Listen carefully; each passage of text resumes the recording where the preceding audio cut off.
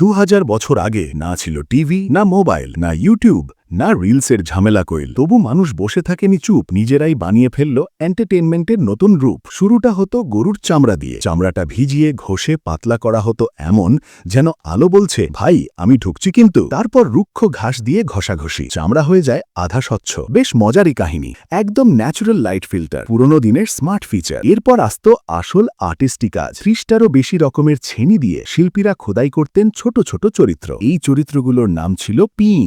দেখতে ছোট কিন্তু কাজ ছিল কিং। কিন্তু খোদাই করলেই তো শেষ না ভাই, রং না দিলে প্রাণটাই বা কোথায় পাই। তাই প্রতিটা টুকরোতে যত্ন করে রং লাগানো হতো, যেন ছায়াগুলো জীবন্ত মনে হতো। রাত ভর শুকিয়ে গেলে সব চরিত্র সাজানো হতো একটা সাদা কাপড়ের পর্দার পেছনে। পেছন থেকে জ্বলে উঠত আলো, আর সামনে শুরু হতো গল্পের পালা। ভালো হাত নড়ল, চরিত্র নড়ল, ছায়া দেখে মানুষ মুগ্ধ হলো ঝটপট।